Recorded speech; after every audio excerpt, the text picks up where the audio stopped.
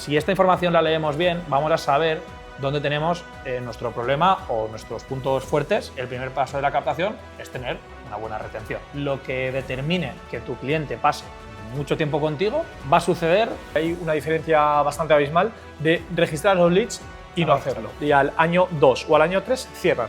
Si tu centro crece o solo sobrevive.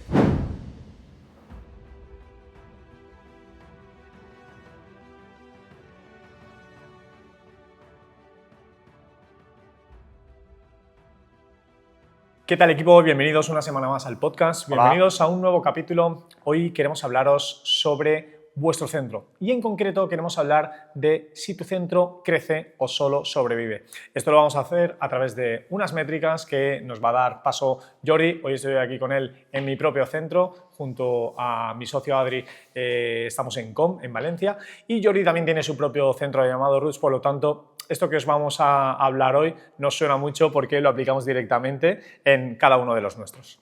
Correcto, sí. Nos gustaría hablar sobre la tabla de métricas de salud de tu negocio, que para nosotros es como imprescindible, esos datos objetivos que te pueden ayudar simplemente a, una, situarte dónde estás ahora, y dos, hacer una predicción de futuro o un plan de futuro y sobre todo controlarlo en el tiempo y acudir a él cuando te haga falta, ¿no? Adri comentaba que sobre todo creo que estas métricas, que las tenemos todas en una misma tabla, que también compartiremos muy pronto de forma gratuita en School, están agrupadas en tres ámbitos diferentes. Por un lado, el ámbito económico, por otro lado, el ámbito de leads y por último, los ámbitos que están relacionados con tu cliente, altas y bajas. Vamos. ¿Por dónde empezamos? ¿Por cuál empezamos? A ver, yo creo que algo principal y a lo mejor lo más fácil que podemos registrar es el registro de leads. Es algo que continuamente sabemos que nosotros nos alimentamos de clientes, ya sean por puerta, por redes sociales, por cualquier tipo de medio, y al fin y al cabo cambia mucho y hay una diferencia bastante abismal de registrar los leads y no hacerlo. Sí, de hecho, además, para que quede claro que también el registro de leads no solo lo necesitamos o queremos y te aconsejamos que lo hagas para simplemente saber cuántas altas tienes a final de mes. Realmente un buen registro de leads, que no es lo mismo que registrar los leads, ¿vale? Es un buen registro de leads, te va a dar muchísima más información, porque por un lado registraremos ese interesado de dónde viene, nombre, apellido e información básica suya, ¿no? Por otro lado, evidentemente, todas estas personas y tendremos un recuento de cuántos han podido ser cliente final, cuántos nos han rechazado y cuántos han tenido que quedar en lista de espera porque sí que querían comprarnos, pero el horario o alguna situación no ha permitido que empiecen ahora y están en una lista de espera, ¿no? Entonces, si analizamos bien esta información, tendremos número de personas que nos preguntan, altas finales y personas que nos han rechazado, ¿no? Si esta información la leemos bien, vamos a saber dónde tenemos nuestro problema o nuestros puntos fuertes en la parte de captación, ¿vale? Sobre todo esto, perdona que te corte, Jordi, nos va a permitir que esos cuellos de botella que quizá tenemos se puedan resolver. Porque imagínate que nosotros vemos que estamos utilizando diferentes medios para dar publicidad sobre nuestro centro, sobre nuestros servicios, y vemos que nos están entrando X por uno en concreto. Pues sabemos que a lo mejor ese de momento lo podemos dejar ahí porque funciona bien. Sin embargo, podemos utilizar otras claves o otras posibilidades para aumentar otro tipo de medio.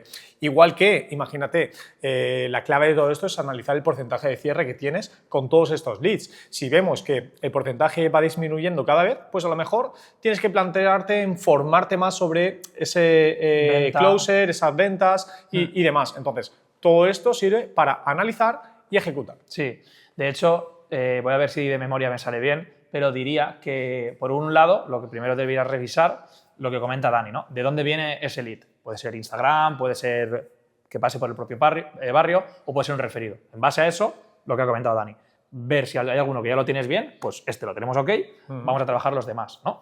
Y respecto a la tasa de cierre, también es importante ver en qué valor la tenemos, ¿vale? No recuerdo ahora de memoria, pero sí que teníamos nosotros un porcentaje de que si tu tasa de cierre está por debajo del 15%, no lo recuerdo exactamente, seguramente tengas un problema en el momento de la venta, a lo mejor, o de la venta o incluso del propio servicio. Del propio servicio, de la organización de tu servicio. Eso tendrías que entrar a verlo, ¿no?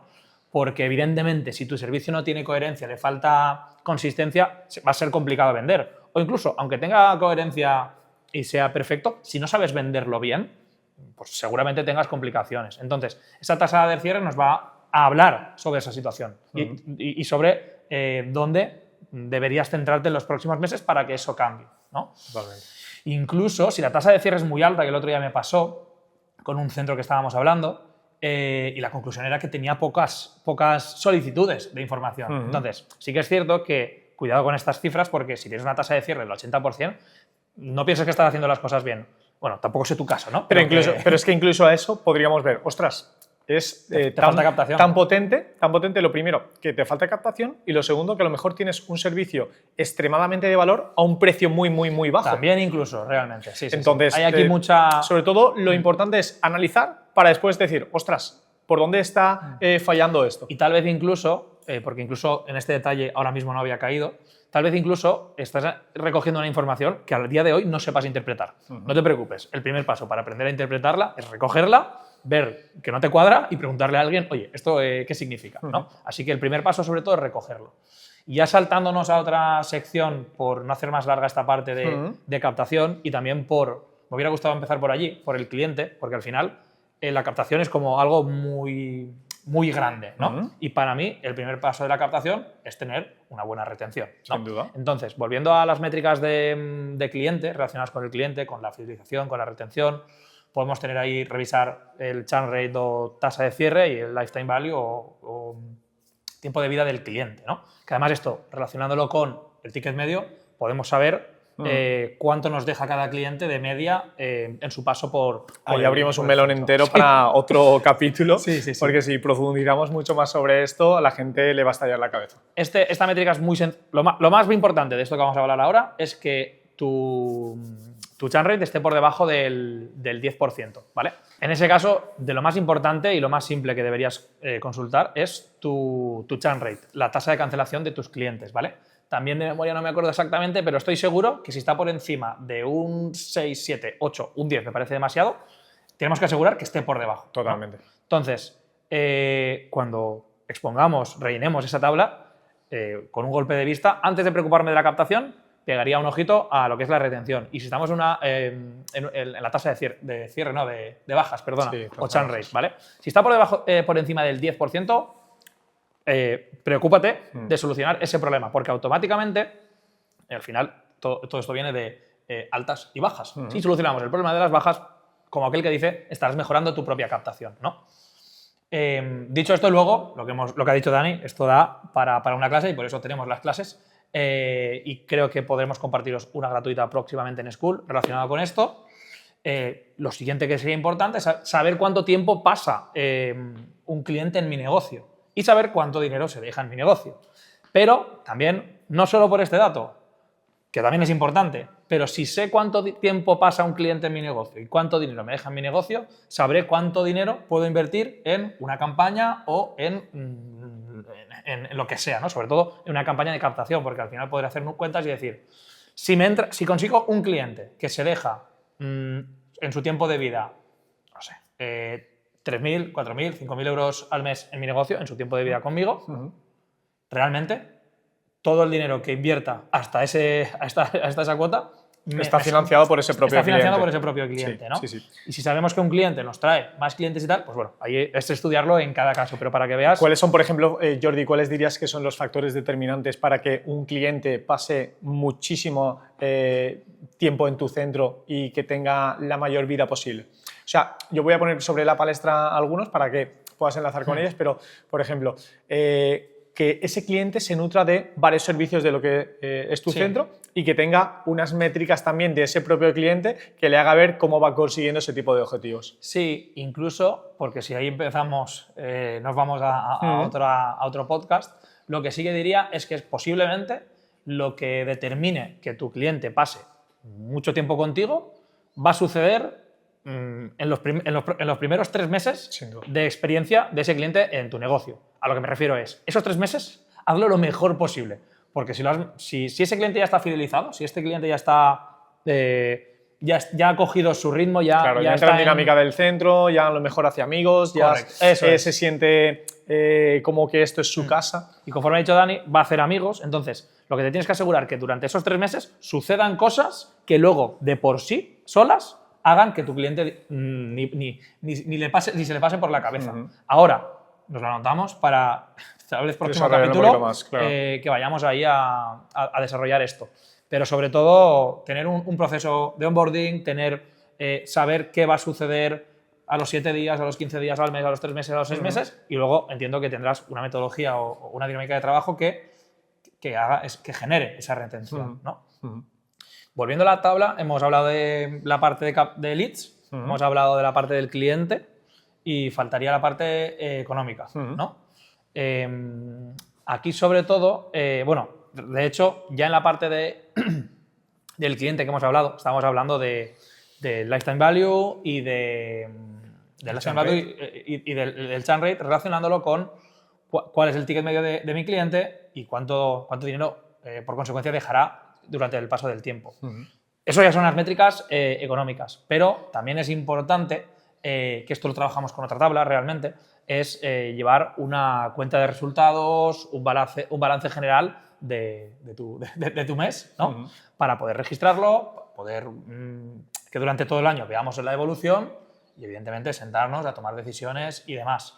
Ahí ya aquí tenemos ya un ejercicio, además, que nos habla de registrar los ingresos, registrarlos por servicios para ver luego cuál de ellos es más rentable, registrar los gastos, separar los gastos bien, gastos de empleados, gastos del centro operativos, relacionar esos gastos con los ingresos divididos por servicios, porque entonces podemos relacionar realmente la rentabilidad de cada servicio y entonces podemos decir, oye, yo sé que mi servicio estrella, el que me genera el 80% de los beneficios de mi centro, es este, pues, el servicio en grupo o X. Y desde aquí os hago un spoiler. Hay muchos dueños de centros de entrenamiento que todavía calculan el precio de su servicio con el IVA incluido.